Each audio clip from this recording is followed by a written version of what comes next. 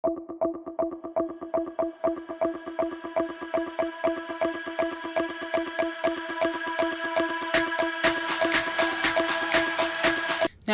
հյուրն է քաղաքական վերլուծաբան Բորիս Նավասարդյանը, զրուցելու եմ տեսակապով։ Պարոն Նավասարդյան, շնորհակալ եմ մեզ միանալու համար։ Բարև ձեզ։ Օրերս Ռուսաստանի արտգործնախարարությունը Երևանին կոչ արեց նստել բանակցությունների սեղանի շուրջ եւ քննարկել հարաբերություններում առկա խնդիրները եւ ոչ թե անել հրապարակային հայտարարություններ։ Անձամբ Լավրովին զարմացնում է Փաշինյանի իրենց ձևակերպմամբ խնդրանքը կապված երկաթուղու կառավարման կոնցեսիան Հայաստանին վաճառելու մասին։ Կխնդրեմ մեկնաբանել բանակցությունների այդ կոչը, որքանով է այն, եթե չասենք կոռեկտ ապա տեղին, որովհետև ընտրություններից առնվազն հետո մենք բազմիցս լսել ենք Հայաստանի վարչապետից, որ պատրաստ է հրավերի դեպքում մեկնել Մոսկվա, հանդիպել Պուտինին, ունենալ քննարկումներ, բայց ընտրություններից հետո ոչ շնորհավորանքը եղավ, ոչ էլ հանդիպման հրավերը կարծես թե կա մինչև այս պահը։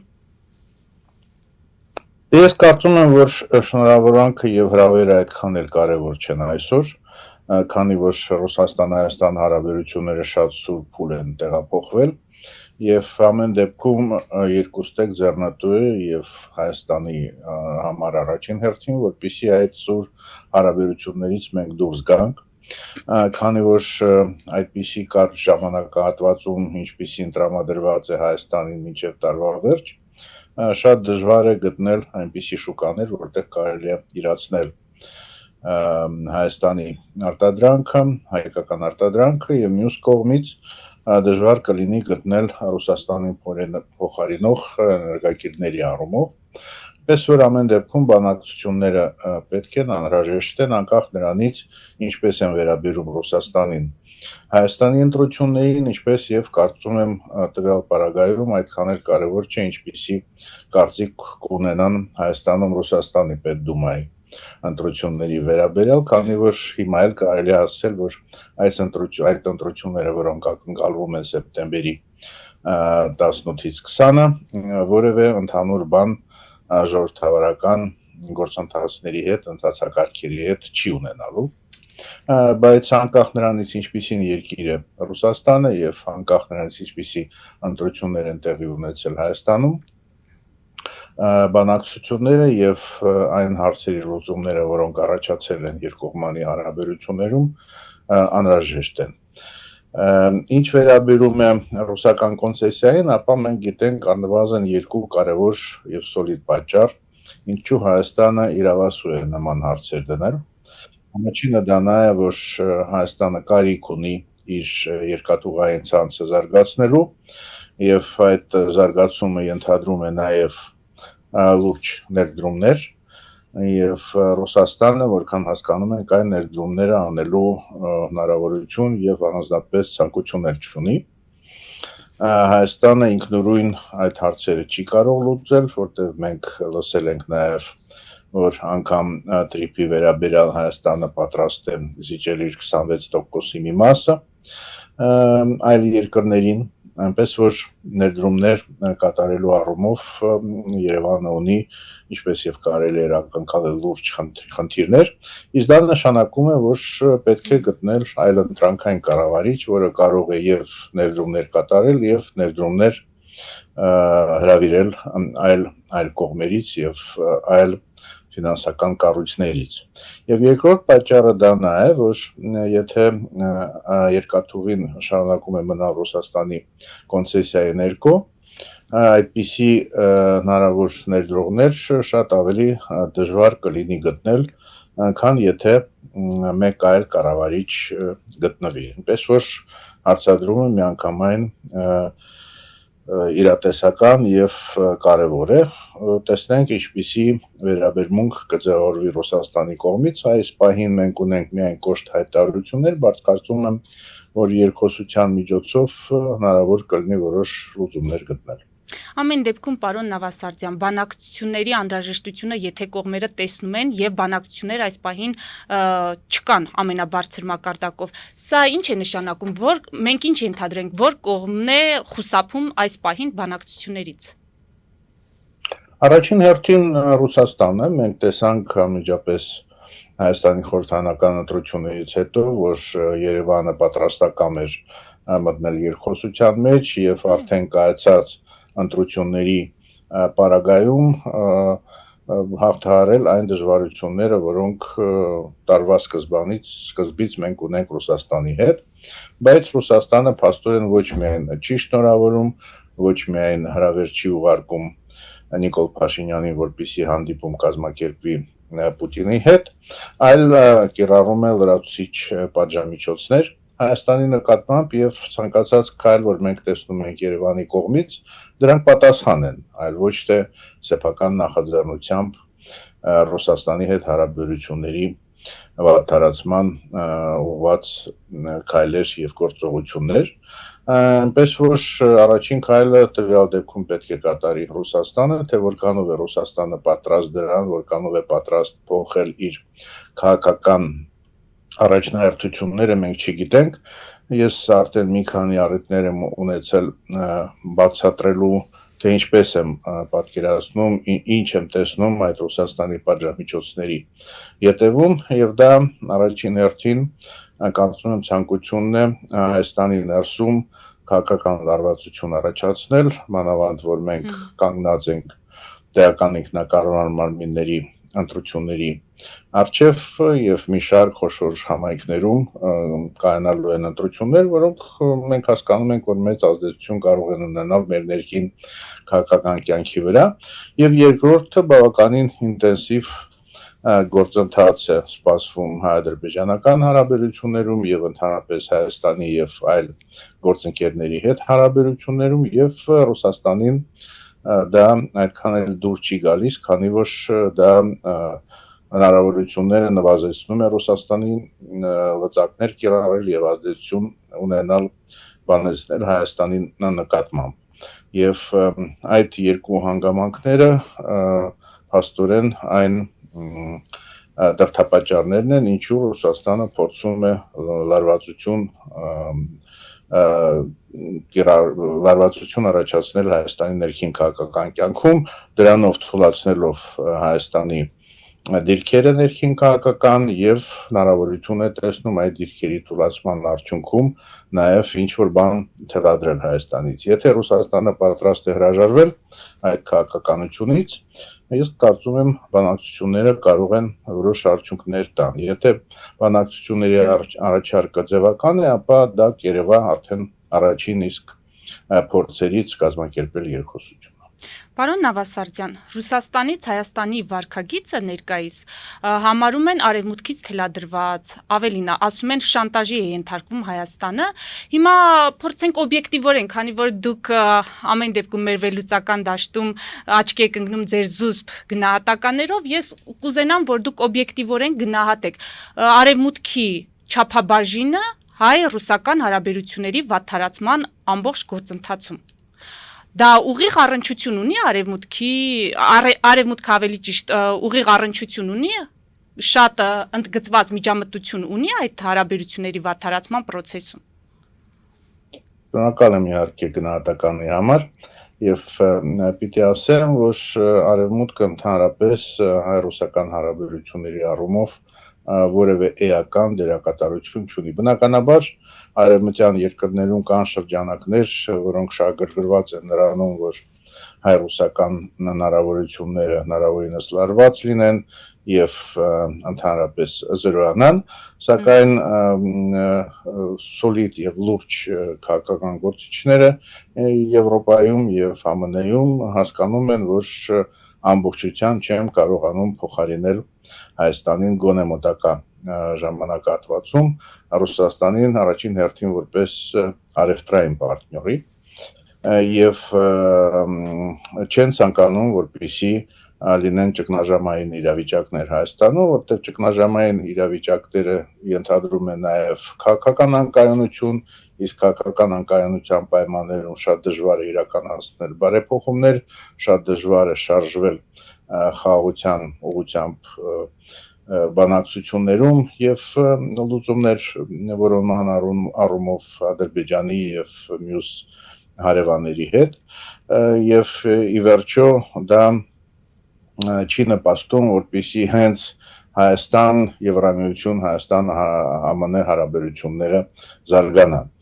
Այնպես որ այստեղ հիմնական, ես կարծում եմ, խնդիրը ինչու են վատթարանում Հայաստանի եւ Ռուսաստանի հարաբերությունները, դրանք են, որոնց վերաբերյալ ես արդեն փորձեցի ակնարկել, դա նա է, որ Ռուսաստանը կորցնում է իր ազդեցությունը մեր տարածաշրջանում եւ ընդհանրապես ամբողջ նախկին խորհրդային տարածքում եւ Հայաստանի փորձերը իրականացնել ինքնիշխան եւ ինքնուրույն քաղաքականություն նպաստում են այդ գործընթացին եւ արագացնում են այդ գործընթացը, քանի որ անգամ այնպիսի պետություն, ինչպիսին Հայաստանն է, որը մեծ ազդեցության ներքո էր գտնվում Ռուսաստանից, եթե կարողանում է բավականին համարձակ քայլեր կատարել, դա օրինակ է ծառայում բոլոր այլ երկրների համար, որոնք դեռ զգուշավոր քաղաքականություն են իրականացնում Ռուսաստանի նկատմամբ եւ հայ-ադրբեջանական հարաբերությունների բարելավումը եւ դրանցից բխող տարածաշրջանային համագործակցության ծրագրերի իրականացումը եւս մեկ կարևոր քայլ է, որը թույլատնում է Ռուսաստանի դիրքերը հետխորհրդային տարածքում։ Եվ հենց դա է հիմնական պատճառը, ինչու են վատթարանում հայ-ռուսական հարաբերությունները եւ դրա նախաձեռնողը առաջին հերթին հենց Ռուսաստանն է, այլ ոչ թե Հայաստանը, որը ընդհանրապես իր արտաքին քաղաքականության համատեքստում փորձում է երկրի անվտանգության եւ զարգացման խնդիրները լուծել։ Ֆելիչե ժամանակակից ատամնաբուժական կլինիկա։ Այստեղ հարմարավետությունն ու խնամքն առաջնային են։ Այստեղ կիրառվում են ատամնաբուժական ամենաժամանակակից տեխնոլոգիաներ, ճշգրիտ ախտորոշում, արդյունավետ բուժում, նուրբ փորձառություն եւ անհատական մոտեցում։ Սկսած սովորական մանրուքներից մինչև առաջադեմ ընթացակարգեր, այստեղ դուք գտնվում եք բարձր որակավորում ունեցող եւ փորձառու ատամնաբուժական մասնագետների ձեռքերում։ Մեր բարեկամական եւ հյուրընկալ անձնակազմն այստեղ է յուրաքանչյուր այցը հաճելի դարձնելու համար։ Ֆելիչե, ձեր առողջ եւ ամենաերջանիկ շպիտը սկսվում է այստեղից։ Եկեք եւ բացահայտեք նորարարության փորձագիտության եւ կարեկցանքի կատարյալ համադրությունը։ Երևան Փոստը Գրանադա Հյուզում տեղեկացնում է։ Դրամական փոխանցումներ 1%-ով։ Օդանավով 1 պաունդը 2.99։ Նավով ուղարկեք 1 արկղ, երկրորդ արկղը անվճար։ Ավտոմեքենաների փոխադրում անհավատալի արժեքներով։ Ինչպես նաև կահույք եւ մեծ չափի բեռների փոխադրում։ Ոճը թանկ պիտակից չի սկսվում, այն սկսվում է ճիշտ ընտրությունից։ Jackpot Clothing Store, հագուստ տղամարդկանց, կանանց եւ երեխաների համար, առօրյա դասական հարմարավետ ու նորաձև ընտրություն, ամբողջ ընտանիքի համար, մի խանութ, տարբեր սերունդներ, հարյուրավոր ընտրություն։ Խանութում ներկայացված են նաև հանրահայտ Gava ֆիրմայի հագուստներն ու կոշիկները։ 1135 North Pacific Avenue, Jackpot Clothing Store, երբ լավ գնումը իսկապես jackpot է։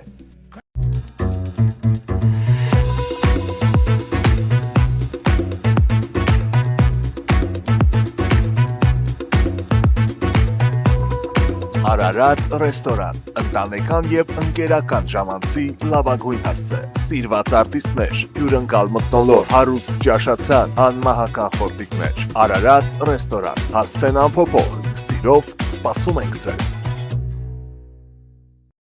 Լավագույն պաղպաղակ, բնական, համեղ եւ մատչելի գներով պաղպաղակը կարող եք ձեռք բերել բոլոր հայկական խանութներում։ Պահանջեք հայկական պաղպաղակ, Թամարա պաղպաղակ։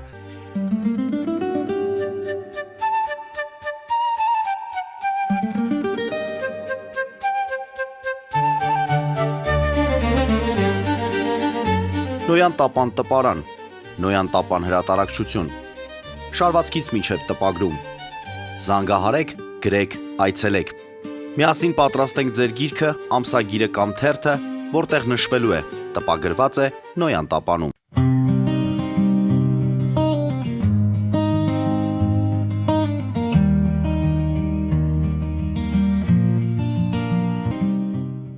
Հայ-ռուսական հարաբերությունների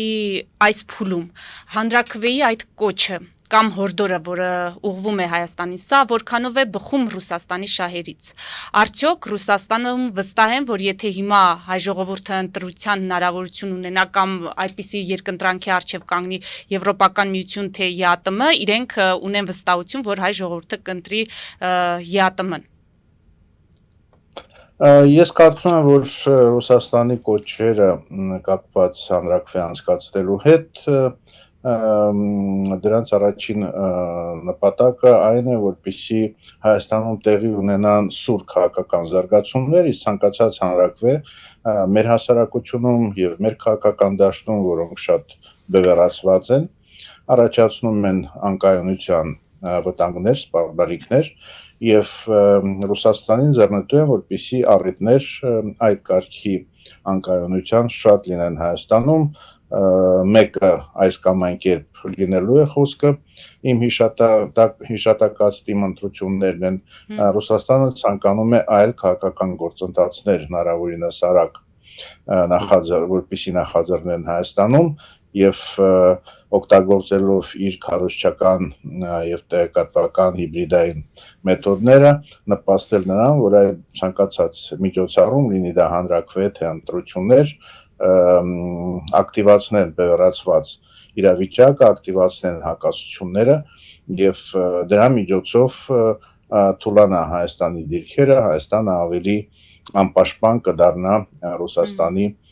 տարբեր պահանջների եւ սպառնալիքների նկատմամբ, այսինքն այդ մարտավարությունը ինձ համար որևէ անորոշություն կամ անհասկանալի բան չի պարունակում։ Շատ լավ, Լավրովը անդրադարձել է նաև Քոչարյանի ձերբակալությանը, նա նշել է, որ իրենք առաջնորդվում են հայ ժողովրդի շահերով։ Այս ձևակերպմամբ փաստացի ինչ է ասում Մոսկվան։ Դե ես կարծում եմ, որ բավականին զգուշավոր գնահատական է դա, կարելի է սպասել ավելի սուր եւ քննադատող հայտարարությունների, այնպես որ ես դա որպես ավելի շատ դրական ազդակ կընկալեի, քան բացասական, քանի որ ինքը իրավիճակը Հայաստանում կարծում եմ գոնե Ռուսաստանի կողմից քննադատության կարող էր արժանանալ եւ դրա համար Ռուսաստանը կարող էր որոշ փաստարկներ ներկայացնել, մենք անգամ մեր դերքին բանավեճերում այդպիսի քննադատության համար հիմքեր տեսնում ենք, որ բավականին քաղաքականացված է այն ամբողջ գործընթացը, որը կապված է ընդդիմության ներկայացուցիչների նկատմամբ եւ որոշակի շփոթություն կա քաղաքական եւ տնտեսական խնդիրների միջև, դա իհարկե լավագույն գործընթացը չէ Հայաստանի հեղինակությունը բարձրացնելու առումով, բայց ենթադրաբար այլ գործիքներ ամրապնդել Հայաստանում կայունությունը եւ ինքնիշխանությունը մեր ղեկավարները չեն գտել։ Շատ լավ, ամփոփելով մեր հարցազրույցը, պարոն Նավասարդյան, ամեն դեպքում ինքնին Քոչարյանի եւ նրա ընտանիքի շուրջ զարգացումները դուք ինչպես կանվանեք, ինչ բնորոշում կտաք, գիտեք, որ այս ընթացքում ամենատարբեր բնորոշումներն են հնչել եւ 4-րդ անգամ է կալանավորվում Քոչարյանը վերջին 8 տարվա ընթացքում, եթե նրա ապօրինի այս հարստության մասին խոսակցությունները երկար ժամանակ է կան, բայց այդ մասով պատասխանատվությունը չկա, սա ինչի մասին է ըստ էության երկրի ղեկավարության կառավարման տեսանկյունից, երկրի վարկանիշի տեսանկյունից ինչ կարող եք ասել։ Դե վարկանիշի առումով ես արդեն նշել եմ, որ որևէ դրական բան դա չի խոստանում, ինչ վերաբերում է այդ փոփոխական իրավիճակներին կապված Քոչարյանի ձերբակալությունների հետ, կալանքի տակ վերցնելու, հետո թողնելու որոշումներում, ապա մենք կարող ենք ասել, որ ակնհայտ է, որ մարդիկ, որոնք ապօրինությունների հեղինակներ էին եւ նախաձեռնողներ Հայաստանի անկախության բոլոր տարիների ընթացքում պետք է պատասխան տան, խոսքը չի գնում ինչքանով խիստ պիտի լինի այդ պատասխանը, բայց այն պիտի իրավական գործընթացում ձևակերպվի եւ ներկայացվի։ թե ինչպիսի պատիժ պետք է կրեն, դա արդեն դատարանի գործն է։ Եվ արդարադատության արդյունավետ իրականացման արդյունքում ես կարծում եմ, որ կարող են գտնվել առավել օբյեկտիվ որոշումներ։ Սակայն այդ պատասխանատվության ենթարկելու եւ արդարությանը հասնելու ճանապարհին Հայաստանը այս 8 տարիների ընթացքում մի քանի անգամ ձախողվել է, այսինքն արդարադատությունը եւ իրավապահ մարմինները չեն կարողացել այդ արդարությունը հաստատել 18 թվականին, 19 թվականին, հետո ունեցել ենք պատերազմի հետ կապված բավականին բարդ ժամանակահատված, որ 3 տարի առնվազն տևել է եւ այդ փուլում իհարկե շատ դժվար էր հասնել նրան, որ արդարադատությունը եւ արդարությունը համակայլ քայլ են։ Այսօր կամ ընթանան։ Այսօր մենք տեսնում ենք, որ արդարադատությունը եւ իրավապահ մարմինները շատ առումով գործում են քաղաքական նպատակահարմարության եւ քաղաքական տրամաբանության ներքո եւ դա երբեք դրական տպավորություն չի կարող թողնել օբյեկտիվ դիտորդների մոտ։ Սակայն հաշվի առնելով այն դժվարությունները, որոնց հանդիպել է Հայաստանը, այն կայուն զարգացման երևույթը, որ մենք ունենք վերջին 8 տարիների ընթացքում, բավականին ներողամիտ են կողքից դիտորդները այն ամեն ինչի վերաբերյալ ինչ տեղի ունենում եւ եթե ինչպես ես նշեցի այլ ճանապարհ խնդիրները լուծելու համար մեր իշխանությունները չեն գտնում, ապա պետք է ընդհանրապես մենք հուսանք, որ բավականին այդպես ոչ գեղեցիկ պրակտիկան եւ ոչ դրական տպավորություն թողնող պրակտիկան, որ իրականատեսնենք այսօր, չի նշանակում, որ մեզ մոտ կիրառվում է ընտրողական արդարադատություն եւ նույն, ասենք, ապօրինությունները, որոնք կարող են լինել այսօր կամ կարող են լինել ապագայում, չեն հենվի այդ քաղաքական նպատակահարմարության եւ քաղաքական տրամաբանության ազդեցությանը, երբ եթե ունես քաղաքական հակառակորդ, նրա համար գործադրում ես օրենքի ամբողջ ուժը, իսկ եթե քաղաքական հակառակորդ չի, կարող ես լինել բավականին ներողամիտ եւ թույլ տալ այնպիսի ապօրինություններ, որոնք նույն, ասենք, պատասխանատվություն են ենթադրում։ Մի խոսքով բավականին բարդ գործընթացի մեջ Հայաստանը եւ ես կարծում եմ, որ այս իրավիճակում իր խոսքը պետք է ասի նաեւ քաղաքացիական հասարակությունը, իրավապաշտպան հանրությունը, որպեսզի բացասական հետևանքներ այսօրվա գործընթացը չթողնի մեր հանրային եւ քաղաքական զարգացման վրա։ Բայց մենք ունենք ոչ բևեռացված կամ օբյեկտիվ քաղաքասարակություն եւ իրավական համայնք։ Կարող եք այդպիսի արձանագրում անել։ Մենք ունենք այդպիսի։ Շատ ցավոտ կետին եք խփում։ Ամեն դեպքում դա անհրաժեշտ է Հայաստանի, որտեղ մենք հասկանում ենք, որ եթե իշխանությունը տեսնում է, որ կարող է անել ամեն ինչ, ելնելով իմ նշած քաղաքական նպատակահարմարությունից եւ տրամաբանությունից եւ չի ենթարկվում քննադատությանը, չի ենթարկվում իր գործողությունների օբյեկտիվ վերլուծությանը, ապա դա կարող է շատ վատ ավանդույթ ձևավորել եւ շեղել մեր այն ճանապարհից, որը հայտարարված էր 2018 թվականի Թավշյա հեղափոխության ընթացքում եւ կարծում եմ, որ որքան էլ բևեռացված լինեն մեր քաղաքացիական հասարակության ինստիտուտները, քաղաքացիական հասարակության կազմակերպությունները, այս փուլում պետք է զգան, որ կա պատասխանատվություն եւ իրենց սկզբունքներից չեն կարող շեղվել, անգամ եթե ունեն ակնհայտ քաղաքական համակրանքներ։ Առայժմ դրա հետ կապված կան խնդիրներ, ես դրա համար նշեցի, որ շատ ցավոտ կետին եք խփում, բայց ամեն դեպքում հույսերը չպետք է Մարեն։ լրիվ Այս թեմայի հետ կապված էլի հարցեր, շատ հարցեր ունեմ, բայց ես վերջինը կտամ, պարոն Նավասարդյան, որպես քաղաքացի, օրինակ, ձեզ կամ մեզ, որպես քաղաքացի, պետք է արդյոք բավարարի Փաշինյանի այն բացատրությունը, որ Քոչարյանի եւ Սարգսյանի շերեփուկները կան իրավական համակարգում, դրա համար էլ նրանց պատասխանատվության կանչելու այս գործընթացը այսքան ձգձգվում է։ Դե ամեն դեպքում 8 տարին բավական ժամանակ էր, որպեսզի արդարադատության եւ իրավապահ մարմինների ոլորտում կատարվեն անհրաժեշտ բարեփոխումներ, որքան էլ դժվար աշխատանք է դա, մենք շատ լավ հասկանում ենք։ Եվ այսօր եթե Քոչարյանը եւ Սարգսյանը ունեն այդ շերեփուկները, դա չի նշանակում, որ այդ նույն շերեփուկները չեն կարող գրավիչ դառնալ նաեւ ներկա իշխանությունների համար ապագայում, այնպես որ այսօր երևի ընդունելով անգամ անհրաժեշտություն այն գործողությունների, որոնք կատարվում են, քանի որ այլ ճանապարհ ես նշեցի արդեն ցավոք չի գտել իշխանությունը պատասխանատվության ենթարկելու համար նախորդ տարիների ապօրինությունների համար,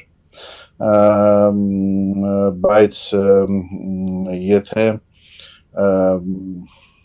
չգիտակցվի, որ այս պրակտիկայով շարունակել հնարավոր չէ, որ դա ընդհանրապես ճգնաժամային եւ այսպես ճակատագրական պահերին հեղափոխական տրամաբանության ներքո կարելի է գործել եւ չենթարկվել գայթակղությունների այդ նույնը պահպանել նաեւ հետագայում միայն մեկ նպատակով իշխանությունը պահելու եւ ցանկացած ընդդիմախոսին լրացնելու համար։ Մի խոսքով բարդ ժամանակահատված ենք ապրում եւ ես կարծում եմ, որ բոլորը եւ մեր քաղաքացիները եւ մեր քաղաքացիական հասարակությունը պետք է հասկանան իրենց պատասխանատվությունը եւ անկախ նրանից ինչպիսի հանրային արձագանք կարող են լինել այս կամ այն գնահատականներին, այս կամ այն քննադատությանը, պետք է իրենց ձայնը հնչեցնեն ելնելով ժողովրդավարության սկզբունքներից եւ օրենքի գերակայության սկզբունքներից։ Այլ հեռանկար Հայաստանը չունի, քանի որ եթե այսօր մեզ վերաբերում են ներողամտորեն, ինչպես ես նշեցի, եւ բավականին հանդուրժող են գնահատելուց այս շաբաթների ընթացքում տեղի ունեցողը, դա չի նշանակում, որ նույնը լինելու է հետագայում։ Եվ վաղ թե ուշ Հայաստանը կարող է այն վարկանիշը, որը ձեռք է բերել որպես ժողովրդավարության ճանապարհով շարժվող երկիր, այդ վարկանիշը եւ այդ իմիջը, այդ համբավը Հայաստանը կարող է եւ կորցնել, իսկ դա անդրադառնալու է ամեն ինչի վրա։ Եվ Հայաստանի տնտեսական զարգացման վրա եւ երկրում կայունություն եւ անվտանգություն կառուցելու վրա։ Շնորհակալ եմ։ Նույնպես հաջողություն։ Մեծ դիտողներին հիշեցնեմ, որ զրուցում էի քաղաքական վերլուծաբան Բորիս Նավասարդյանի հետ, մեր ուղիղ եթերները կարող եք դիտել Patreon-ում, նաև այդ հարթակում աջակցել էկրանին երևացող QR կոդով։